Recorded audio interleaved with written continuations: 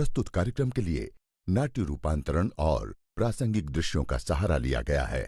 दर्शक ये ध्यान रखें। कहानी संघर्ष की, कहानी उत्कर्ष की, कहानी एक ऐसी शख्सियत की जो गरीबी और गुमनामी के अंधेरों से निकलकर बना विश्व के सबसे बड़े लोकतंत्र का नायक। कौन है ये व्यक्ति? मैं नरेंद्र दामोदर दास मोदी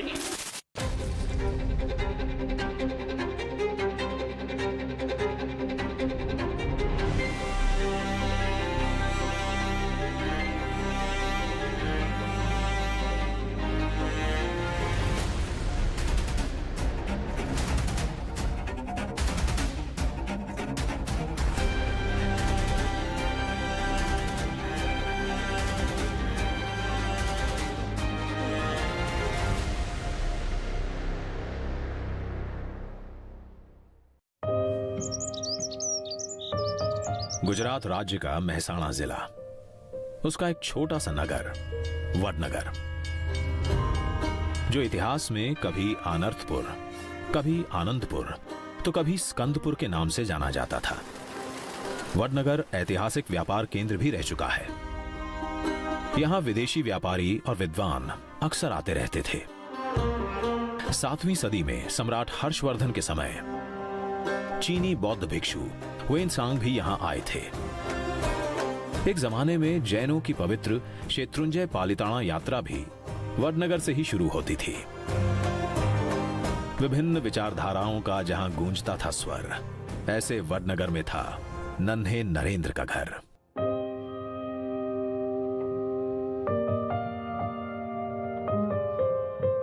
नरेंद्र भाई के पिताजी का नाम था दामोदर काका। वो काला वासुदेव चौक के पास उनका घर था। दामोदर काका की स्टेशन पर एक चाय की दुकान थी और साथ में नमक पीसने का भी काम करते थे। घर में थे 6 भाई बहन। तीसरा था नरेंद्र, जिसका जन्म 17 सितंबर 1950 को हुआ। नरेंद्र की एक बड़ी बहन भी थी, जिनका बचपन में ही देहांत हो चुका था। दामोदर भाई के 5 बेटे, पहले सोमाबाई, दूसरे नंबर पे उमेश भाई, तीसरे नंबर पे नरेंद्र, चौथे नंबर पे प्रहलाद भाई, 5वें नंबर पे पंकज भाई। बहन एक ही थी। नरेंद्र की प्रारंभिक शिक्षा हुई वडनगर की कुमारशाला नंबर 1 में और हाई स्कूल था बीएन विद्यालय। स्कूल में दोस्त नरेंद्र को एनडी कहकर बुलाते थे। पिताजी दामोदर दास मोदी के लिए था वो कुमार। बचपन में बच्चा शरारती तो होता ही है, वह भी शरारती थे, पर उनमें नेताओं वाले गुण भी थे। क्लास मॉनिटर बनते थे, चप्पल इधर से उधर करना और उधर से इधर करना और स्कूल बैग की उथल पुथल करना, ऐसी शरारत वो और उनकी मंडली करते थे। पिता वडनगर रेलवे स्टेशन पर चाय की छोटी सी दुकान चलाते थे। नरेंद्र स्कूल के बाद अपने पिता की मदद करता था। स्टेशन पर मुसाफिरों से बात करते करते उसी समय से नरेंद्र की हिंदी बहुत अच्छी हो गई थी। परिवार के संघर्ष में भागीदार माता हीराबा भी थीं, जो गुजारे के लिए पड़ोसियों के घरों में भी काम किया करती थीं। किसी का कोई काम करना हो, बर्तन मांजना हो या कपड़े धोना हो, ऐसी सामान्य मजदूरी करते थे और अपना गुजारा और अपने बच्चों की पढ़ाई का खर्चा उठाते थे। एक बार उनके पास स्कूल फीस भरने के भी पैसे नहीं थे, तब लोगों ने उनकी मदद की थी। अब जब हम छोटे थे तो हमारा गुजारा करने के लिए वे अड़ोस पड़ोस के घरों में बर्तन साफ करना, पानी भरना, मजदूरी कर रहा। आप कल्पना कर सकते हैं कि एक माँ ने अपने बच्चों को बड़ा करने के लिए कितना कष्ट उठाया होगा।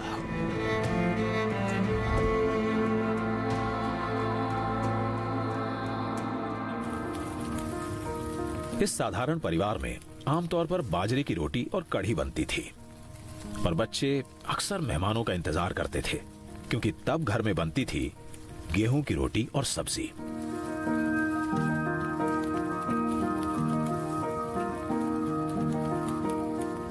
परिवार में संसाधनों की कमी जरूर थी, पर संस्कारों की नहीं।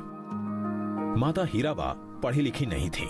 पिताजी हर शाम उन्हें धार्मिक पुस्तकें पढ़कर सुनाते थे और चंद अच्छे शब्द आसपास धमा चौकड़ी मचाते बच्चों के कानों में भी पड़ जाते थे।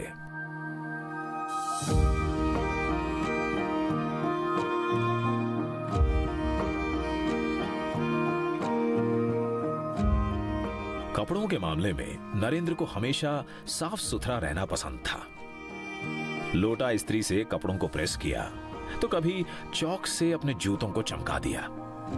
हमेशा प्रेजेंटेबल। वो टर्नआउट का जब कंपटीशन होता था तो लगभग 80 लड़कों में ही used to stand with in first 5। आजकल जो कपड़े का शौक है वो शौक आजकल का नहीं है, वो शुरू से पैदा ही से है उसके साथ।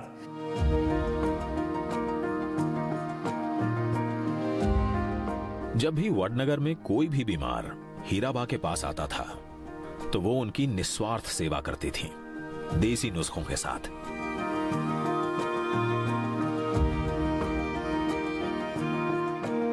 और इसी काम में अपनी मां की मदद करने के लिए नरेंद्र हमेशा तैयार रहता था।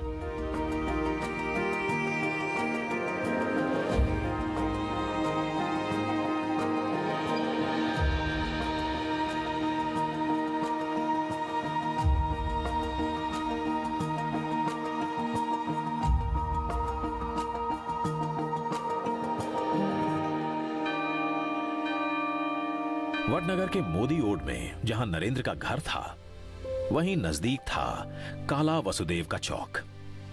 इसी चौक पर है गिरिपुरी महाराज का मंदिर।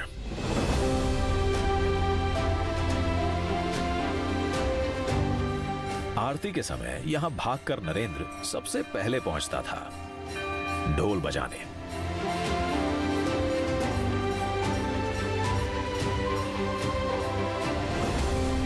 इसी मंदिर में एक बार दूर से आए एक संत जब अपने शरीर पर जौ उगाए साधना कर रहे थे, नरेंद्र इनकी देखभाल के चक्कर में अपनी छोटी मौसी की शादी में भी नहीं गया।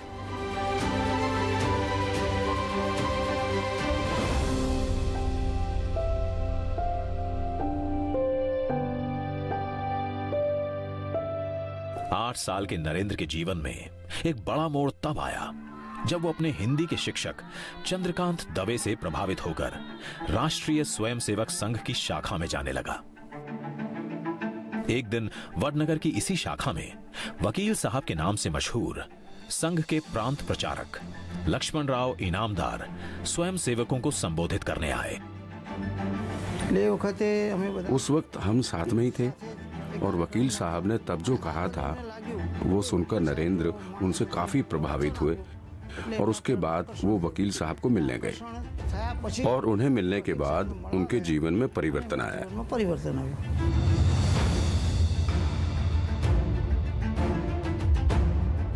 उनके शब्दों ने नरेंद्र के मन में समाज सेवा और देशभक्ति के बीज बो दिए।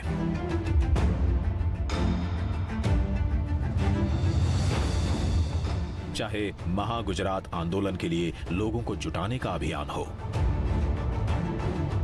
या स्कूल की टूटी दीवार के लिए पैसे जुटाने का काम, नरेंद्र सबसे आगे रहता था। और कोई भी काम करना हो, आज जो हिसाब से उसके माइंड सेट है, when he was a student तब से था। कोई भी काम सामने से आके मांगेगा मैं ये काम करूंगा और अपन सोचेंगे नहीं कर पाएंगे, लेकिन 180 लड़कों में सबसे बेटर काम करके वो आगे आएगा। He was very much interested in all the social services also. उसी दौरान 1962 में चीन के साथ हुई जंग में भारत हार गया। इस हार ने उसे झंझोड़ दिया।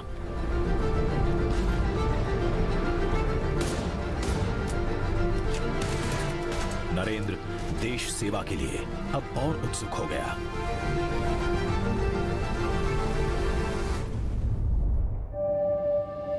संघ से राष्ट्र सेवा के संस्कार सीखने वाला नरेंद्र देश रक्षक बनने के सपने पालने लगा था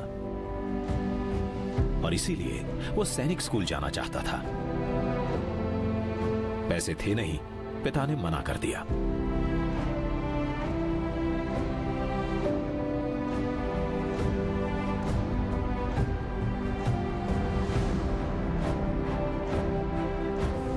ये इच्छा उसने एनसीसी से जुड़कर पूरी की।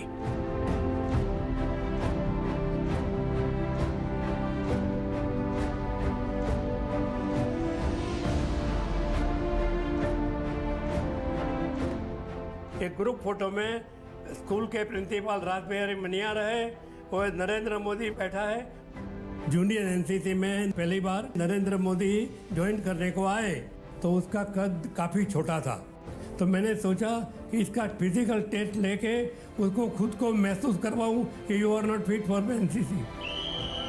तो मैंने 3 टेस्ट लिया, कम से कम 100 मीटर रनिंग का टेस्ट लिया 20 बच्चों को साथ में, तो ही केम फर्स्ट। एक पाँव से लंगड़ी जिसको हम लोग बोलते हैं, एक पाँव दर एक पाँव से भागने का, वो लिया तो उसमें भी ही केम फर्स्ट। और तीसरा जो टेस्ट लिया हमने जिसको फ्रॉग जंप बोलते हैं, और उसी में वो पहले 5 में आया। तो मुझे मेरा कॉन्शियस अंदर से कहने लगा कि इसको रिजेक्ट नहीं कर सकते हो।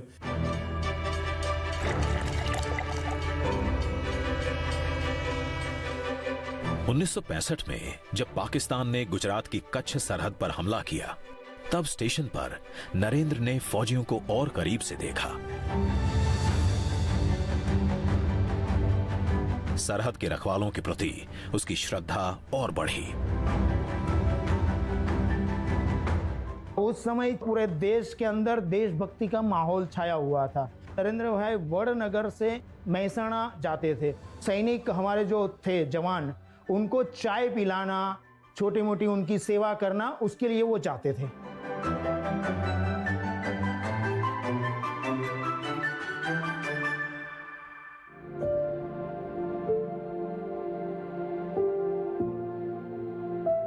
नरेंद्र और विचारशील बनने लगा। वो पढ़ते, सोचते, अकेले भटकते अपनी मंजिल खोजा करता था। घर परिवार के दायरे से बाहर निकलने लगा। शायद यही वजह थी कि उसने आगे जाकर अपना उपनाम रखा अनिकेत। अनिकेत, जिसका कोई घर नहीं।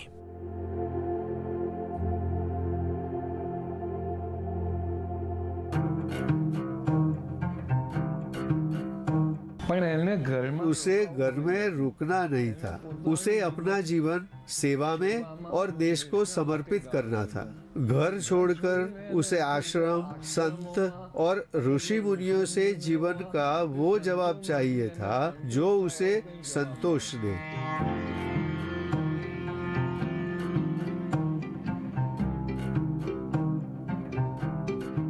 सत्रह साल के नरेंद्र ने घर छोड़ा।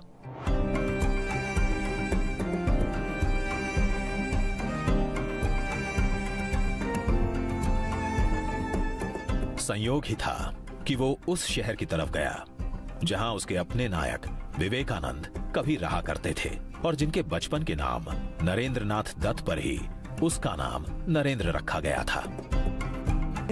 विवेकानंद जी की तरफ उनका बहुत लगाव था। उनका जब उन्होंने अमेरिका में जाकर प्रवचन दिया, उस आधार पर उन्हें ऐसा लगा कि उन्हें भी कुछ ऐसा करना चाहिए, उन्हें भी ऐसा बनना चाहिए। हीरा बा के हीरे नरेंद्र को अब जिंदगी तराशने वाली थी।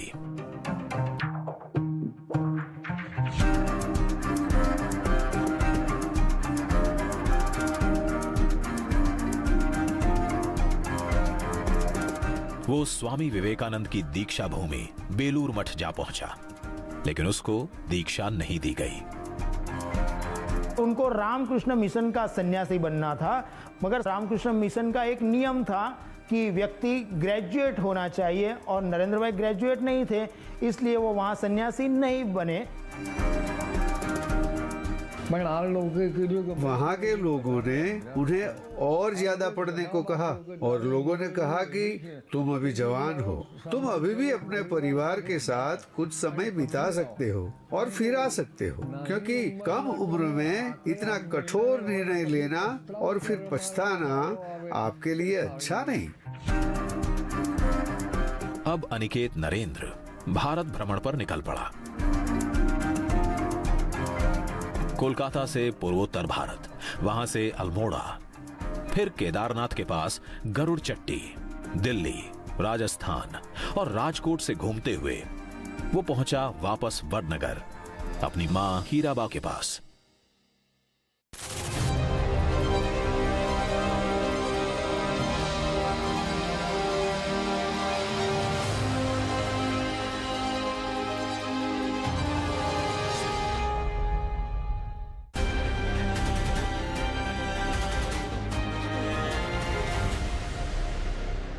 टिप्पणी कर दी।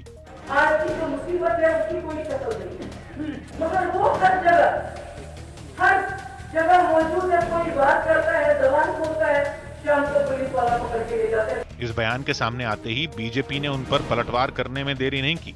महबूबा मुफ्ती जी की फितरत रही है कि देश के देशभक्त लोगों का अपमान करना, लेकिन महबूबा मुफ्ती जी की जमीन खिसक चुकी है। वहीं कांग्रेस ने भी महबूबा मुफ्ती के इस बयान पर ऐतराज जताया।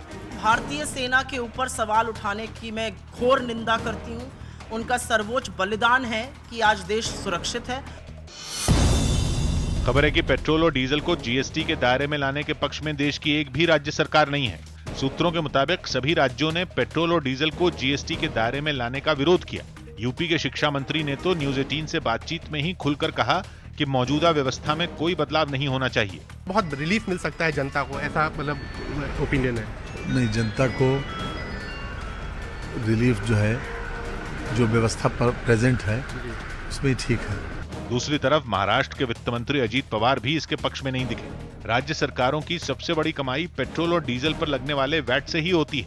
राज्य सरकारचा टॅक्स लावण्याचा अधिकार कुठेतरी कमी करण्याच्या बद्दलचं एखादा गोष्ट तिथं आली तर त्याला देखील आमची भूमिका आम्ही स्पष्टपणे तिथं। जीएसटी काउंसिल की बैठक के बाद वित्त मंत्री ने भी इस बात पर मोहर लगाई। उन्होंने ये भी बताया कि पेट्रोलियम उत्पादों को जीएसटी में लाने का सुझाव देने वाली केरल हाईकोर्ट को मीटिंग में हुई चर्चा की जानकारी दी जाएगी। Members spoke very clearly that they wouldn't want it to be included in the GST. Several members said it very clearly.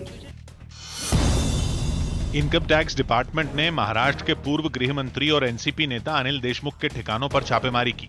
ये छापेमारी मुंबई और नागपुर में हुई। आयकर विभाग की टीम की 3 टीमें जो है मुंबई, नागपुर और पुणे में छापेमारी कर रही है।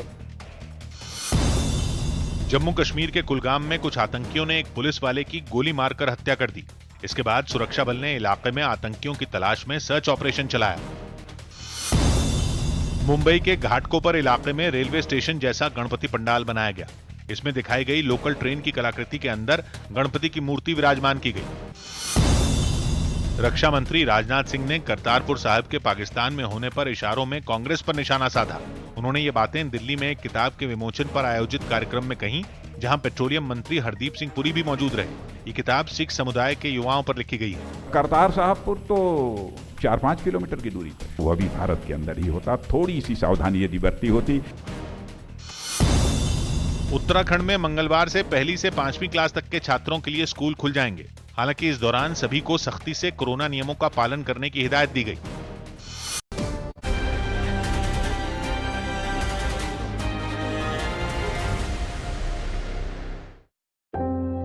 नरेंद्र लंबी साधना के बाद वापस वडनगर पहुंचा। मां सालों बाद अपने बेटे को देख रही थी। दुख, विरह, गुस्सा, शिकायतें, सवाल सब आंसुओं के साथ बह निकले।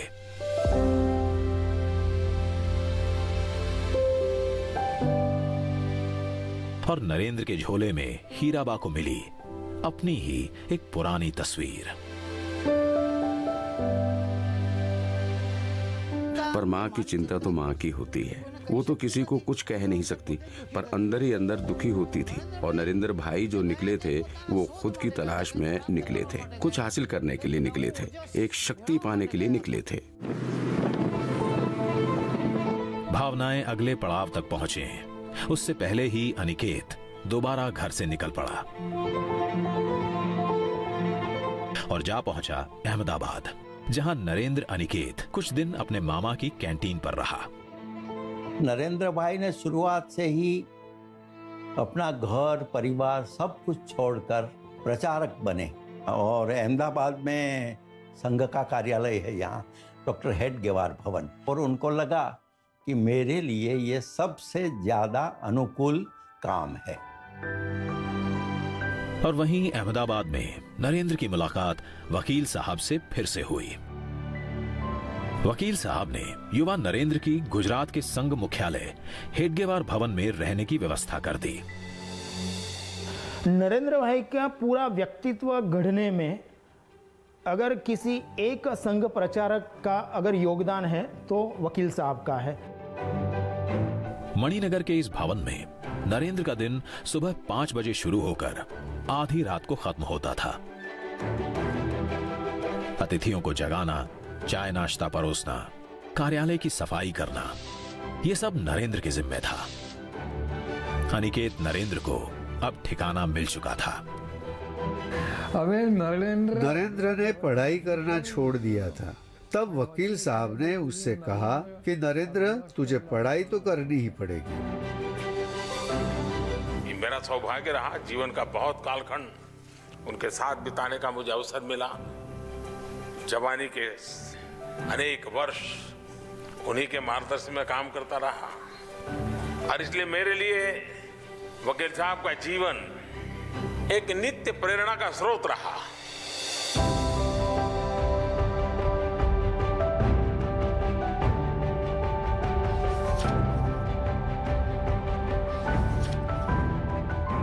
उनके साथ काफ़ी समय रहते थे, उनसे बात होती थी।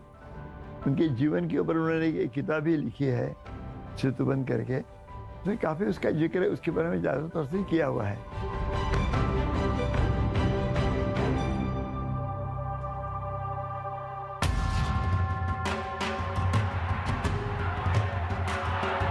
तभी 1971 में पाकिस्तानी सेना ने पूर्वीय पाकिस्तान यानी कि अभी का बांग्लादेश में क्रूर नरसंहार प्रारंभ कर दिया।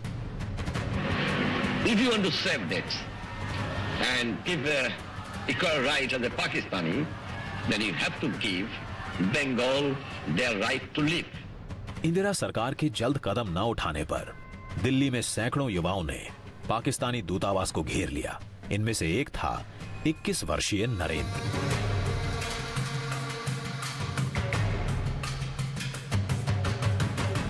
इंदिरा सरकार ने पाकिस्तान के खिलाफ प्रदर्शन करने वालों को हिरासत में ले लिया।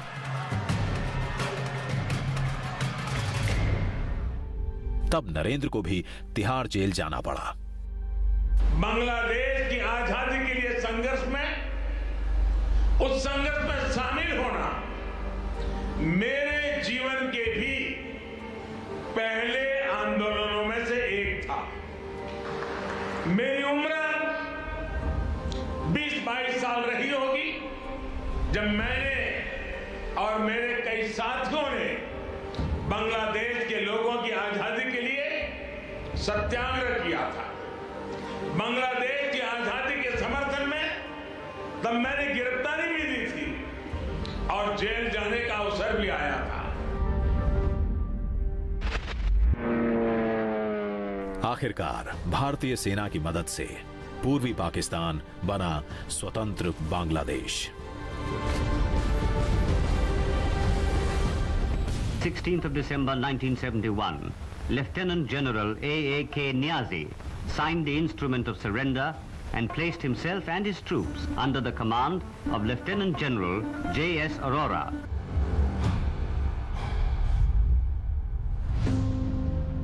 संघ में अपनी हटके सोच और नए प्रयोगों की वजह से नरेंद्र की जिम्मेदारियां और पहचान बढ़ती चली गई। और उसी दौरान 1972 में सिद्धपुर में बड़ा धर्म सम्मेलन हो रहा था। तब उसने सूखी सरस्वती नदी की तली को ही अपनी तिजोरी बना ली।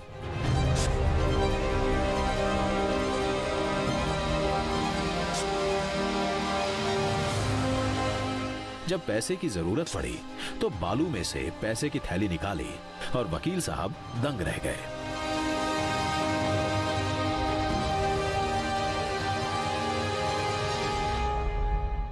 देखिए, मूलभूत रूप से नरेंद्र मोदी अपने बचपन से ही देशभक्ति के संस्कार उनमें थे, और तभी साइकोलॉजी भी कहती है और समाज विद्या भी कहती है कि किसी आदमी के भीतर जो पड़ा है उसको उजागर करने के लिए कोई माहौल की आवश्यकता होती है। राष्ट्रीय स्वयंसेवक संघ ने उन्हें दीक्षित किया, शिक्षित किया और आगे बढ़ाया।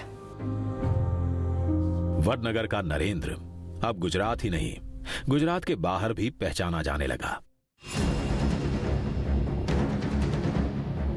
जल्द ही नरेंद्र को एक नया किरदार निभाना था, क्योंकि स्वतंत्रता के बाद भारतीय लोकतंत्र एक बार फिर बुरे दौर का साक्षी बनने वाला था।